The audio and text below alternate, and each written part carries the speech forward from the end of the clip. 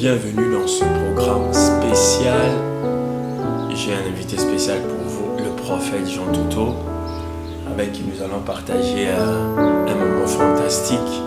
Pour ceux qui nous suivent, et je vous demande de suivre avec attention cet enseignement qui est très très important, que nous avons déjà commencé dans notre ministère. Et le prophète, ça fait aussi que quelques temps déjà il en parlait. Donc le Saint-Esprit nous a mis ensemble pour essayer de parler de ce sujet, l'impact des songes et des rêves dans la destinée d'une personne et même dans l'humanité.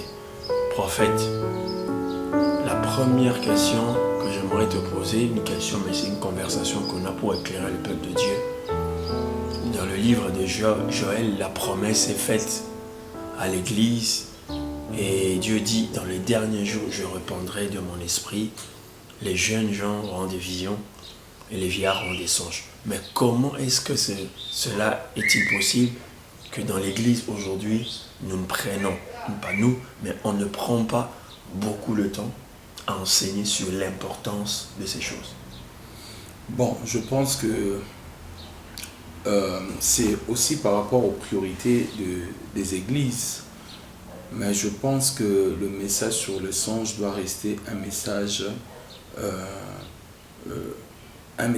important de la Bible, simplement parce que tout ce qui nous arrive, la plupart des choses qui nous arrivent, Dieu les communique soit par un songe, soit par une vision.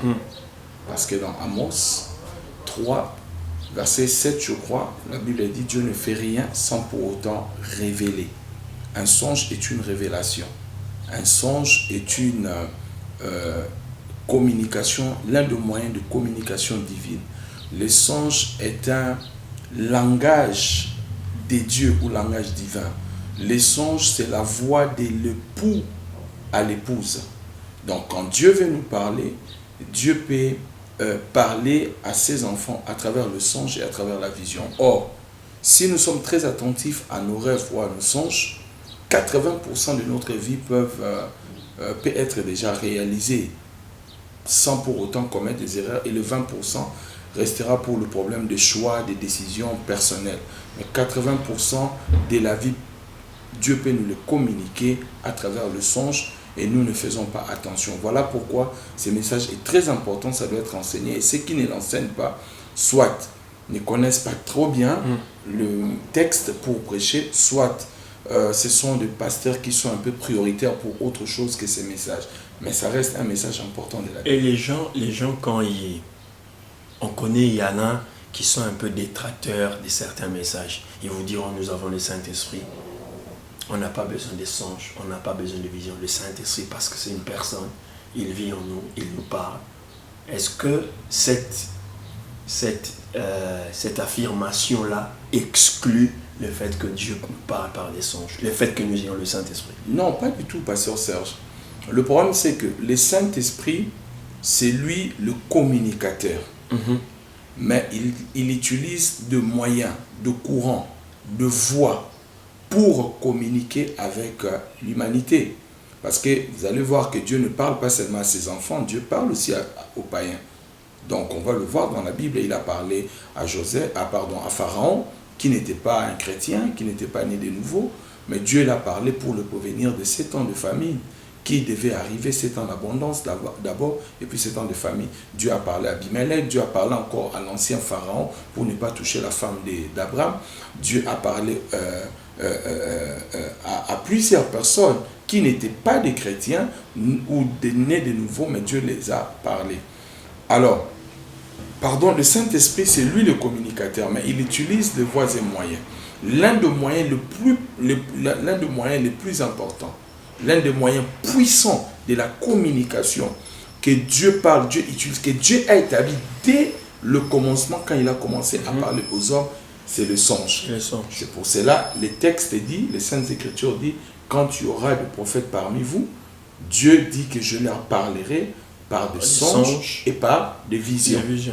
Donc, Dieu utilise les songes parce que c'est l'une des clés que Dieu utilise, en fait, la clé, je vais dire entre guillemets, principale, que Dieu utilise, le moyen principal de la communication divine, le songe. C'est là où même il y a l'importance de ces messages sur le songe. Prophète, nous avons vu dans la Bible que Dieu, à l'instar des patriarches, des hommes et des femmes qui étaient les femmes d'alliance, Dieu a parlé même à des gens qui étaient non-juifs. Bien sûr. Dieu a révélé la destinée de l'humanité, des événements importants qui allaient arriver. Aujourd'hui encore peut-on affirmer cette vérité-là, que Dieu peut révéler quelque chose d'important à quelqu'un qui n'est pas forcément d'obédience chrétienne, qui ne vient pas forcément à l'église. Et comment l'église peut percevoir cela? Mais bien sûr, l'église, d'abord, si nous regardons, il y a un texte de la Bible, Job 33, verset 14, la Bible a dit, Dieu parle cependant tantôt d'une manière, tantôt d'une autre. L'on n'y prend pas garde. Ça veut dire qu'il y a d'autres moyens de communication que Dieu utilise avant d'arriver au songe. Mais l'être humain ne prend pas garde. Parce que Dieu est au ciel, il veut communiquer tout le temps avec la terre. Il utilise des voies et moyens de communication pour que les gens comprennent. Mais comme les gens sont insensibles pour comprendre cela, dans la journée, nos sens sont un peu dans beaucoup de choses, beaucoup de soucis, beaucoup de préoccupations. Nous ne faisons pas attention. Et qu'est-ce que la Bible dit au verset 15? La Bible dit, il parle par des songes, par des visions nocturnes. Quand les hommes sont livrés à un profond sommeil. Pourquoi ils utilisent les profonds sommeils?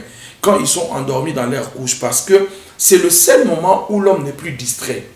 L'homme dort, il peut écouter, voir des choses dont il peut se souvenir lorsqu'il va se réveiller. Et Dieu va utiliser cela. Mais le but maintenant est défini, le but des songes. Voici le premier but. Alors, il leur donne des avertissements. Voilà. Premièrement, le songe a pour but et objectif de nous donner des avertissements.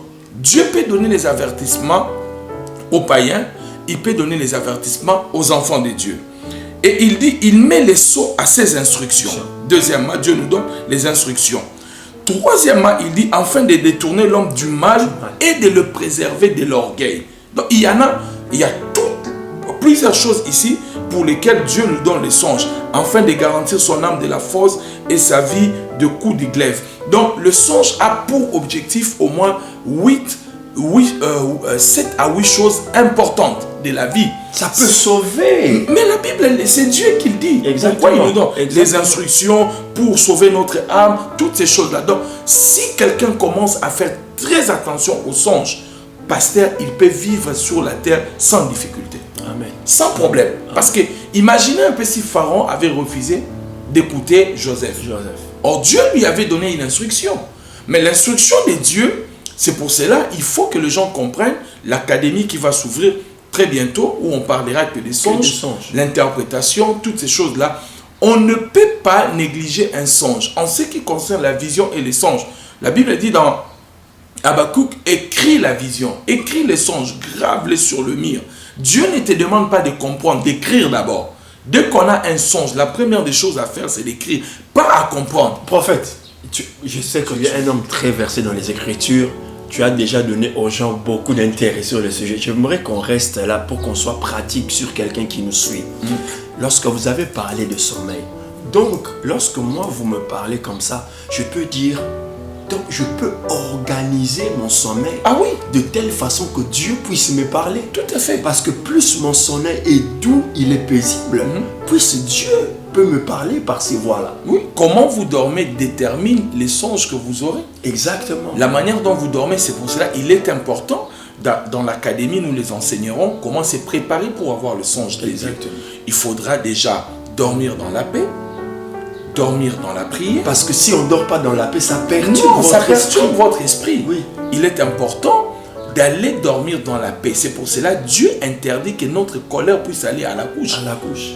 Parce que si nous dormons avec la colère, voilà l'une des raisons où les gens n'ont jamais compris pourquoi Dieu interdit aux gens de dormir. Dieu n'a pas de problème avec la colère. Il dit que votre colère n'arrive pas dans la couche, pas au sommeil. On peut s'énerver parce que Dieu lui-même a la colère. Mais évitez de dormir parce que l'une des raisons, c'est qu'il y a des instructions qui arrivent que la nuit quand tu dors. Et si ta nuit n'est pas bien, ça peut te perturber. Deuxièmement, il faut prier. Troisièmement, il faut avoir un bloc-notes. Ou aujourd'hui, on a des notes même dans les téléphones. Quand tu te réveilles, il faut écrire. Pourquoi les diables volent des songes? Pourquoi vous oubliez les songes? Tout à fait. Ce sont des choses que nous allons enseigner. Enseigner comment on ne peut pas refuser que le diable vous vole vos songes. Voilà. Alors, donc, il est important d'écrire d'abord. Beaucoup de gens, je donne un exemple, Pasteur Serge. Vous êtes un grand orateur, un grand lecteur de la Bible. Genèse 37, il y a un jeune homme de 17 ans qui fait un rêve. Combien de jeunes qui nous suivent maintenant, de familles qui nous suivent, qui ont des enfants qui dorment, qui ont 16 ans, 17 ans, 18 ans, aucun parent pose la question à son enfant, quel est le rêve que tu as fait? De quoi as-tu rêvé aujourd'hui? Tout à fait. Mais les songes de Joseph, à l'âge de 17 ans, renfermer le passé d'Abraham de Genèse 13. En fait, il faut pas aller très loin, parce que là, on est en train de parler de la destinée d'un parent qui peut louper la victoire ou la vie glorieuse que Dieu a réservée en ses enfants, juste en négligeant les petites choses qu'il peut demander à son enfant, peut-être même dès le bas âge, de donner cette culture-là à un enfant, de lui poser la question, de savoir de quoi as-tu rêvé. Voilà. Donc ça allait être ça. Ça, c'est une bonne chose tant que parent. De fois qu'on se réveille, poser des questions au niveau de la famille, parce que Joseph a parlé de ce songe dans un, entre guillemets, le petit déjeuner, parce qu'ils étaient tous en train de manger et boire, et puis il commence à raconter ce qu'il avait rêvé.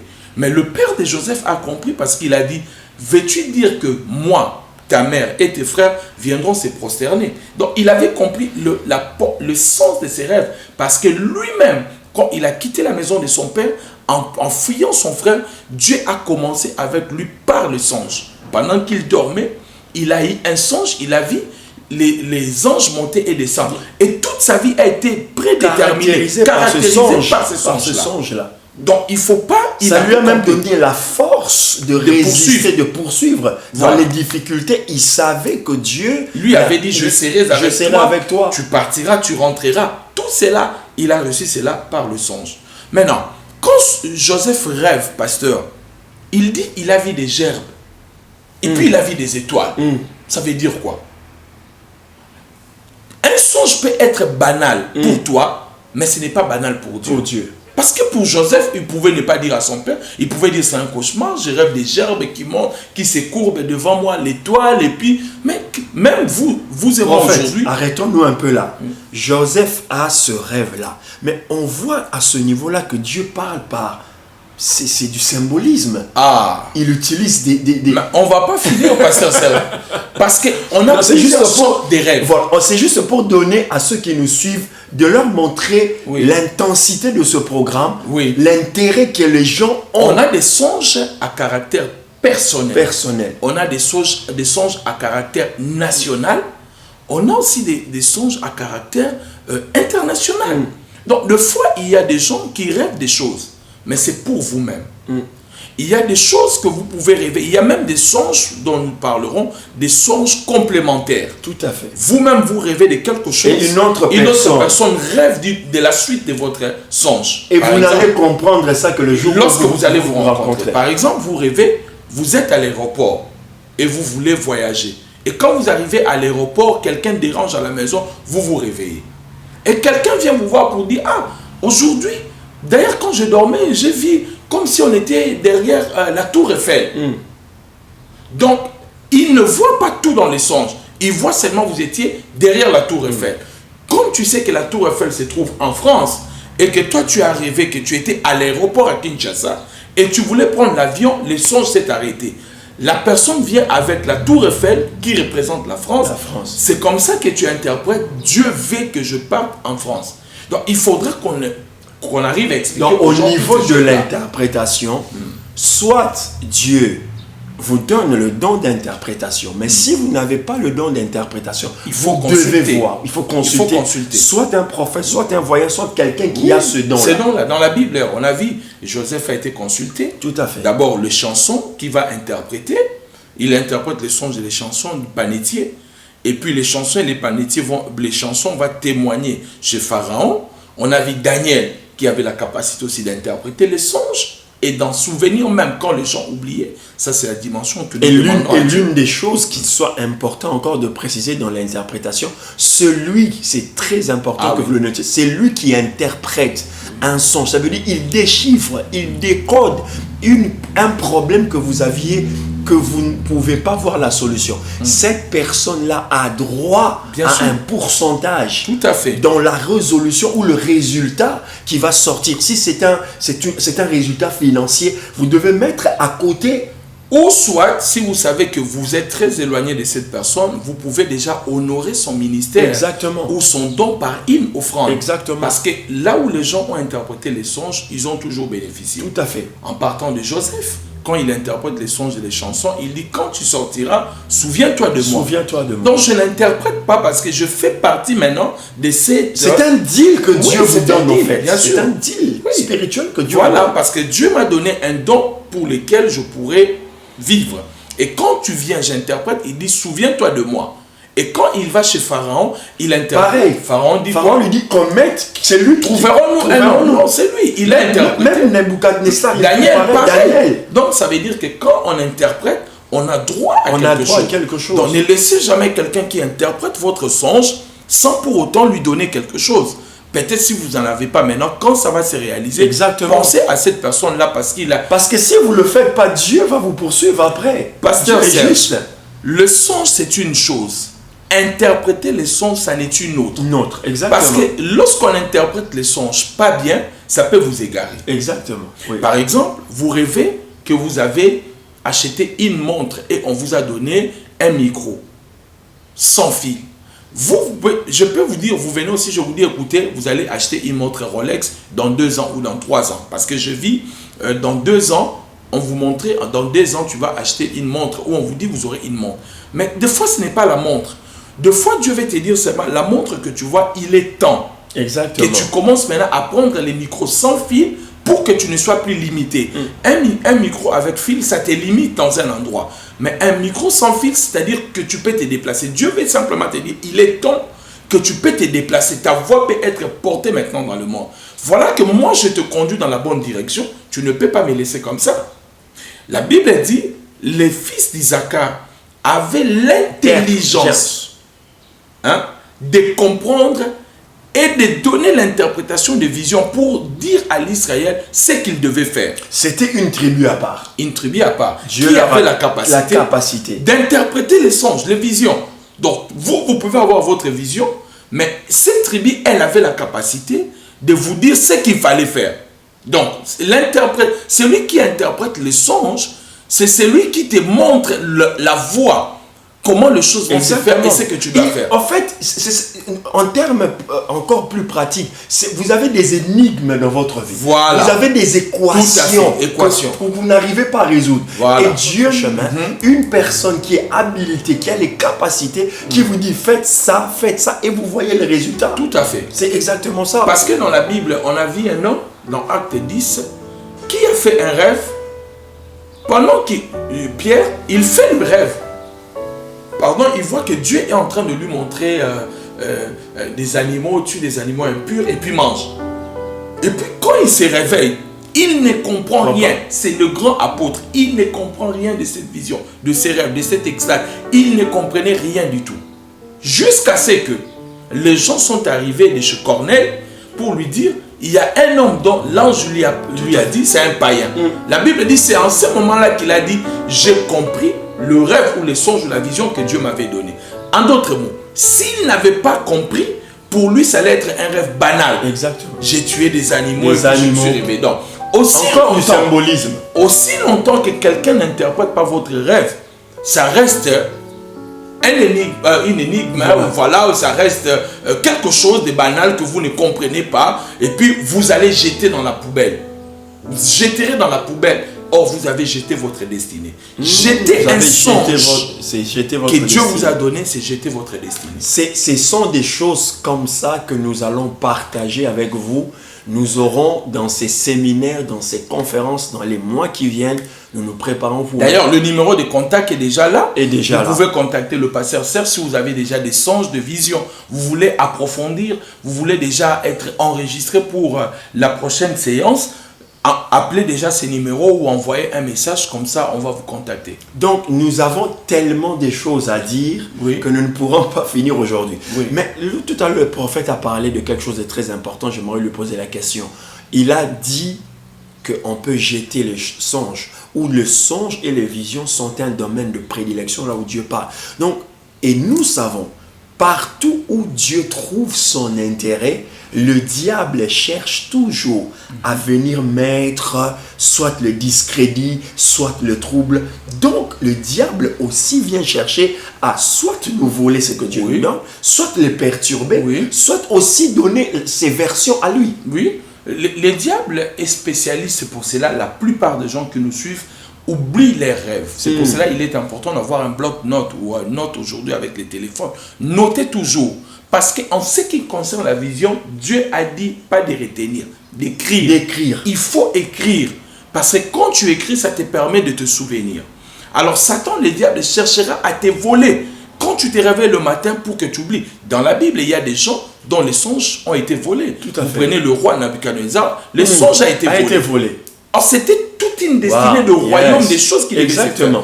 Et Satan est venu pour voler les songes. Et reste dans son royaume, il y a eu Daniel, on priera pour la transmission de cet esprit de Daniel. Exactement. Et reste, mais il y avait un Daniel qui s'en est souvenu par l'aide du Saint-Esprit. Et s'il n'y a pas le rêve, il n'y a pas d'interprétation. Pendant que nous sommes en train de parler dans le plateau, je sens l'onction d'interprétation. C'est fort. Vous le ressentirez quand vous allez en train de suivre cet enseignement. Lorsque le prophète était en train de parler de Daniel, il y a une onction spéciale qui va se libérer dans ces séminaires, dans ces conférences, bientôt, pour que vous puissiez avoir la capacité de prophète. Le monsieur, il est allé retrouver un songe volé, un songe perdu. Oui. Quel don! Ça, c'est un don extraordinaire. Quel miracle, quel mystère! Parce que cet homme, il avait les capacités des dieux. Quand on les décrit, on dit en lui, on trouva des lumières. Il avait des capacités que les hommes sur la terre n'ont pas, les capacités des dieux. Et ça, il faudrait que les gens comprennent cela, Pasteur Serge, l'importance de ne pas oublier les songes. Et l'ennemi peut voler votre songe parce qu'il sait qu'en vous volant, il vole votre destinée. Exactement. Vous-même, vous devez veiller sur le songe. Qu'est-ce qui vous intrigue dans les songes? C'est ça la base. Qu'est-ce qui vous intrigue? Qu'est-ce que vous avez ressenti? Parce que on peut vous envoyer un songe qui n'est pas aussi de Dieu.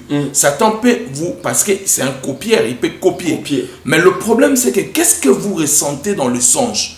Là, vous pouvez déjà distinguer quelque chose qui vient de Dieu ou pas. Dieu ne peut pas vous parler et vous laisser dans une peur noire ou bleue, je ne sais pas quelle couleur vous allez donner à cette peur-là.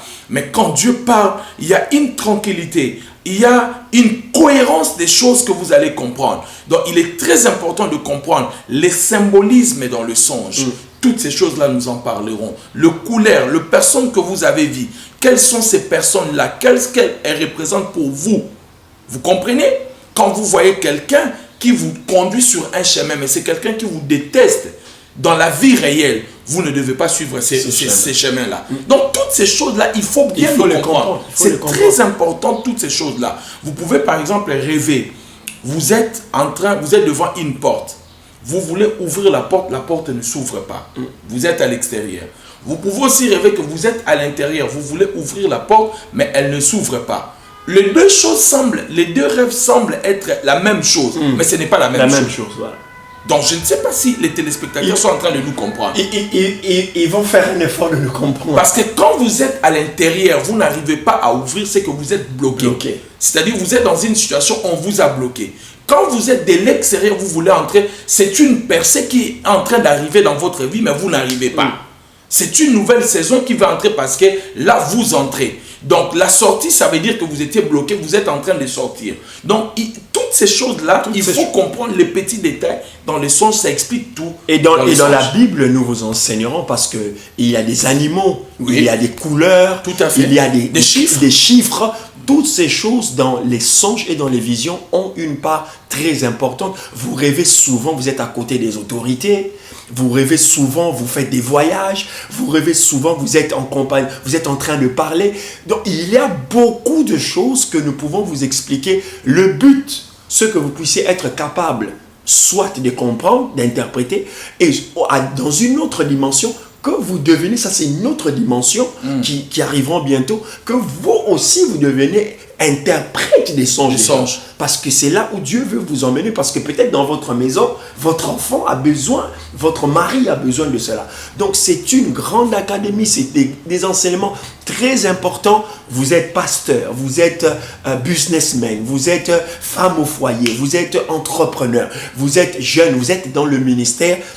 Tout le monde, sans exception, vous êtes politicien, vous avez besoin de comprendre ces enseignements parce que peut-être dans l'un de vos songes se cache la réponse de toute une communauté. Pour prendre un peu la parole à la bouche de l'homme de Dieu, je voulais d'abord dire qu'il faut comprendre que Pharaon, Joseph dit, Dieu m'a fait père de Pharaon. Pharaon n'est pas n'importe qui.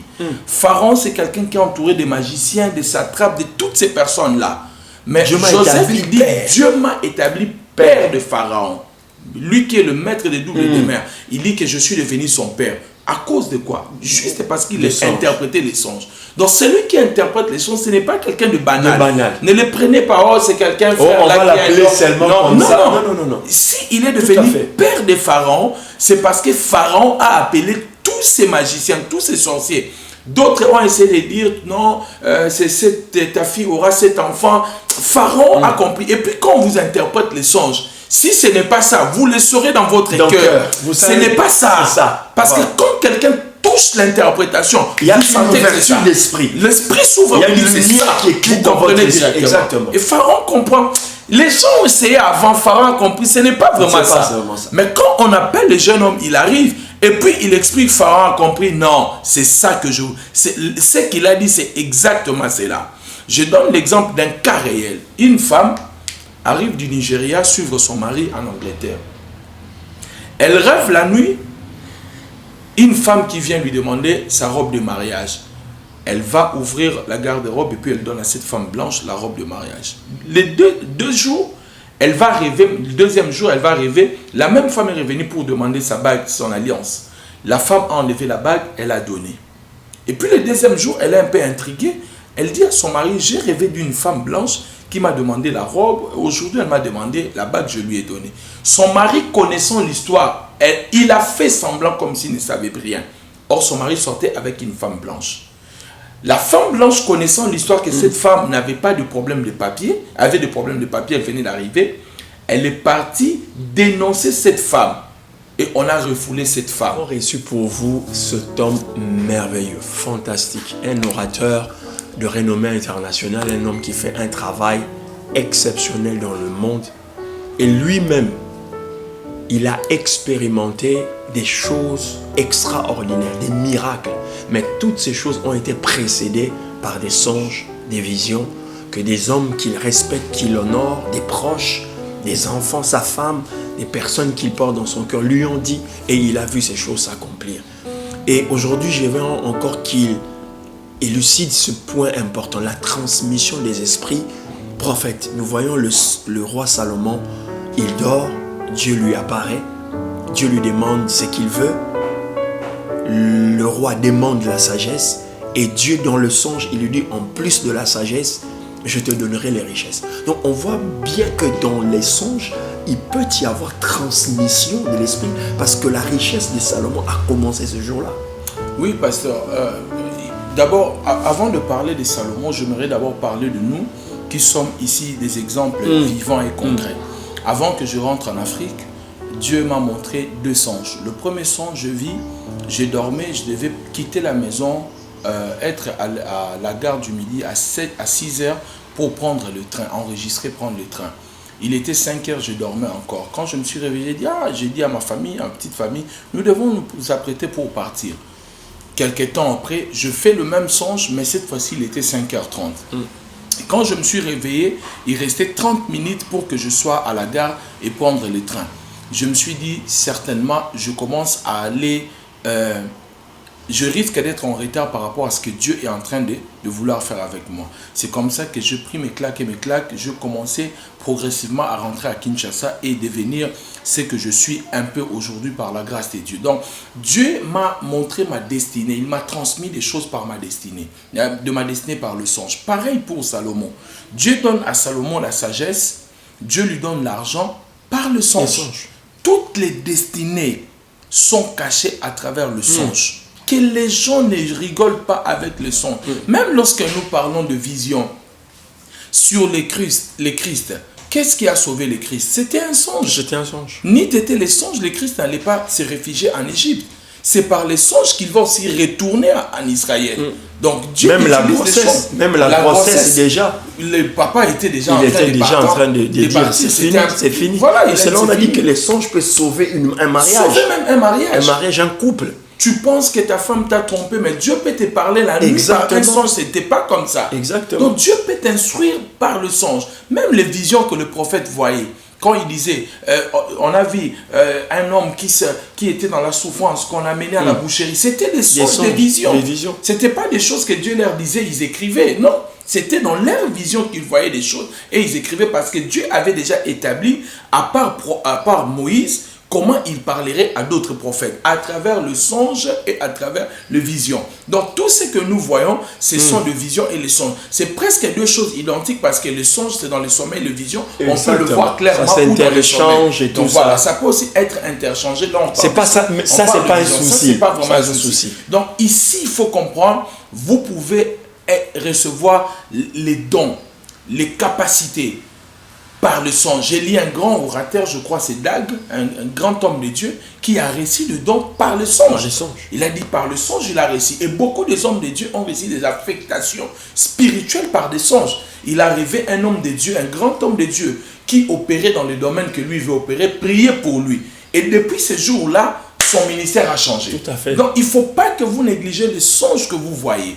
Donc nous vous encourageons, ici à l'Académie d'interprétation des songes, ici il y a toute explication, tout ce qui touche aux songes, explication, enseignement, interprétation. Contactez-nous, le pasteur Serge est là, il va vous aider à comprendre ces choses. Dieu l'a oint pour ces choses, donc il faut vraiment nous appeler pour que votre destinée, n'oubliez pas, jeter un songe c'est égal à jeter une destinée. Négliger un songe égale à négliger une destinée. Dès que vous avez un songe, contactez directement le pasteur Serge sur ces numéros. J'étais moi-même, pour un témoignage, j'étais moi-même une fois, il y a plusieurs années. Combien de choses vous avez rêvé sur moi? Exactement. Avant de devenir avocat, vous avez vu déjà que on me faisait porter un pins ici sur... Effectivement, c'est ce que je porte. J'ai vu l'académie. J'ai vu l'académie. Par le songe. Des choses. Donc, moi, je ne néglige pas les songes. Quand quelqu'un me dit qu'il a rêvé quelque chose sur moi, j'écoute, je fais attention, je discerne et puis je prie. J'ai une fois dans ma vie, il y a longtemps, avant que Dieu vraiment commence à m'utiliser dans le ministère, j'ai rêvé, et ce songe-là, je ne peux pas l'oublier, je dormais, on m'avait étalé par terre et on me jetait de l'huile. Ce n'était pas qu'on me jetait, et je me rappelle quelques semaines plus tard, des choses que Dieu a commencé à faire dans mon ministère, c'était des choses incroyables que je n'avais jamais connues. Donc la transmission des dons et des sons, des facultés, des capacités par les sons. Donc ne négligez pas, et comme le prophète l'a dit bien ici, il sera parmi nous dans plusieurs conférences que nous tiendrons, malgré qu'il n'est pas sur place sur Paris, mais chaque fois qu'on aura besoin de lui, il sera là. Nous aurons aussi un autre orateur, un grand ami à nous, l'apôtre Joël Kamba, qui sera de nôtre, à l'instar de moi-même. Et chaque fois que nous aurons des conférences comme ça, ces hommes ne manqueront pas d'être là pour vous bénir. Et nous sommes en train de travailler, de mettre tout en place pour vous bénir. Ne jetez pas un songe, parce que jeter un songe, c'est jeter toute une destinée. Amen. Que Dieu vous bénisse.